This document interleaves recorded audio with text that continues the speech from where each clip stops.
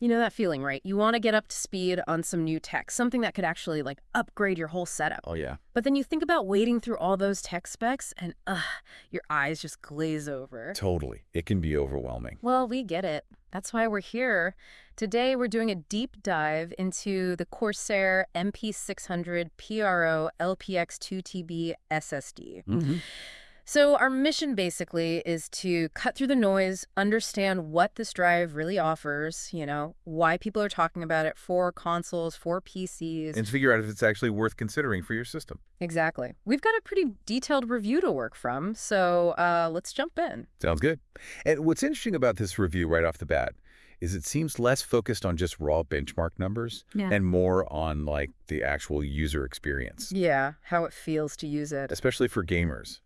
It kind of highlights this problem we all have now, massive game installs, wanting instant load times. Oh, tell me about it. So a drive like this starts to feel less like a luxury and more like a really practical thing for a lot of people. That makes sense. And the first thing that jumped out at me was how simple the setup sounds.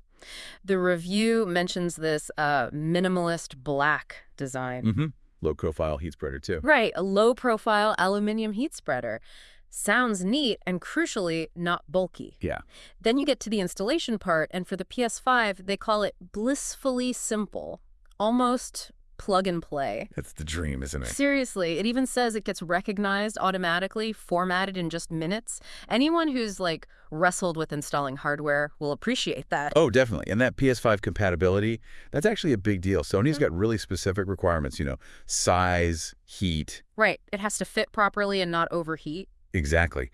So the fact this one slots right in, heat spreader already attached and everything, that shows some thoughtful design. Yeah, because sometimes you have to buy a separate heatsink, right? Fiddle with that. You do. It can be an extra hassle, extra cost. So this being ready to go out of the box is, well, a pretty big plus. Okay, so easy install, check. But the performance, that's the main event, yeah. That's what we're really here for. The speeds they claim are, well, pretty impressive. Up to 7,100 megabytes per second read. 6,800, right? That's hitting the Gen 4 standard. Yeah, standard PCIe Gen 4 speeds. Now, for anyone wondering, like, what Gen 4 means, think of it like a wider highway for your data compared to the older Gen 3. Much faster traffic. Good analogy. Significantly faster transfers. But the review, thankfully, doesn't just list speeds. It talks about the real-world difference, calls the performance simply excellent. Which is what matters, right? Totally. And the PS5 examples are quite specific. Noticeably faster loads in games like Ratchet & Clank, Rift Apart. And Demon Souls. Right. And transitions, fast travel feeling practically instantaneous. That's the kind of upgrade that really changes how you experience a game. Absolutely. Those specific games are great examples because they really push loading tech.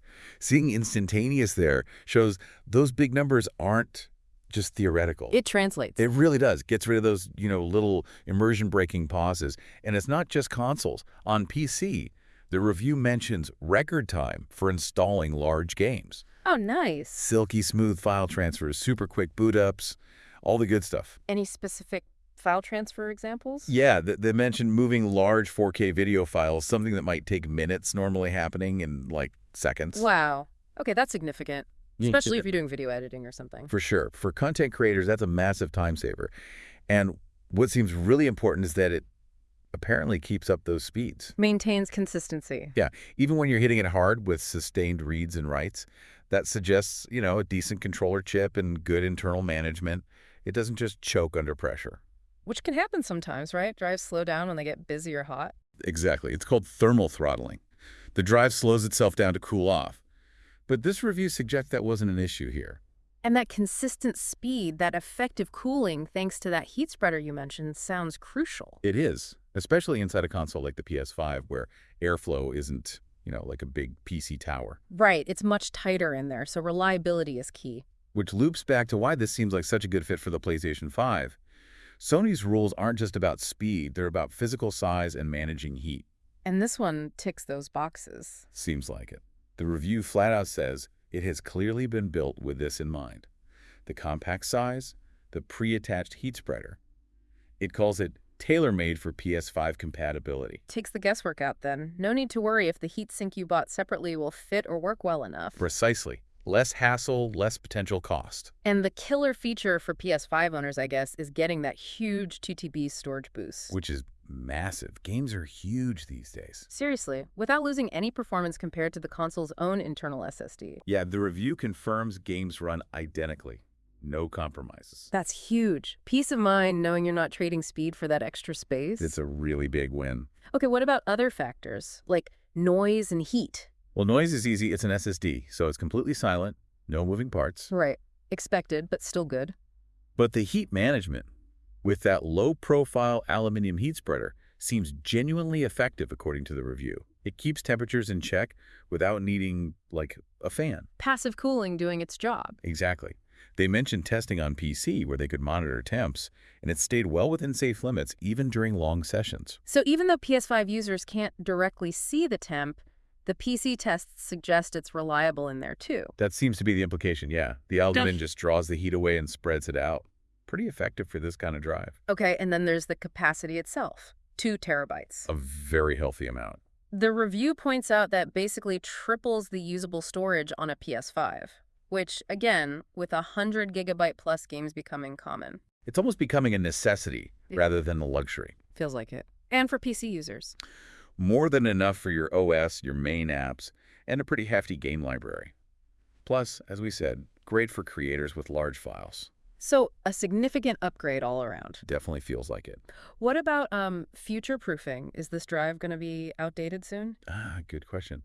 The review touches on PCIe Gen 5, which is the next generation, even faster. Right, the cutting edge. But it positions this drive, Gen 4, as the current sweet spot. Meaning, for most people right now, Gen 4 offers a massive performance lead over older standards, and this drive uses that full bandwidth. Gen 5 exists, but compatible systems are still high-end and expensive. And maybe overkill for many. Arguably, yes. Yeah. The review suggests that unless you're planning a top-tier Gen 5 build very soon, this MP600 PRO LPX gives you that great balance of speed, compatibility, and importantly, affordability. You get fantastic performance without paying that early adopter tax for Gen 5. Makes sense. Stick with the current high-performance standard that actually works with most systems. Pretty much. Okay, let's talk physicality. The design, the build quality, how does it look and feel? The review describes it as understated but smart. Black aluminium body. Etched branding.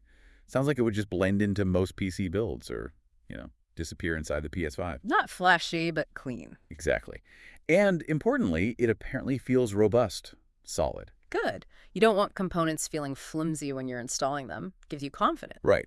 That feeling of quality contributes to the overall value proposition. Which brings us to cost.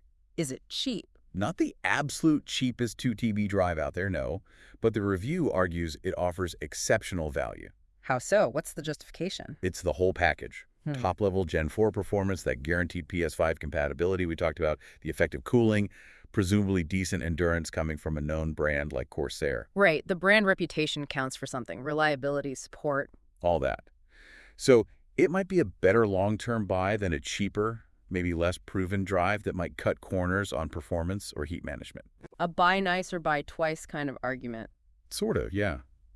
Especially for PS5 owners, it's called a cost-effective and worry-free upgrade.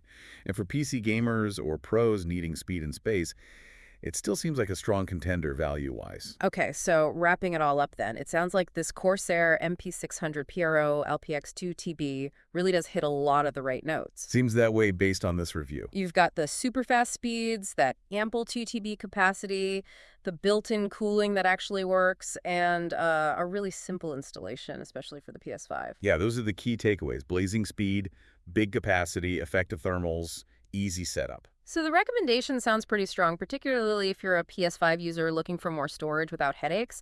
Fast, reliable, straightforward. Exactly. It seems purpose-built to solve that PS5 storage crunch, but it doesn't compromise on being a high-end PC drive either. Versatile. It really tackles that core issue. Games and files are getting huge, and we all want everything to load instantly. The demand is definitely there. Which kind of leads us to a final thought for you, the listener. We're seeing drives like this pushing Gen 4 speeds and offering terabytes of space.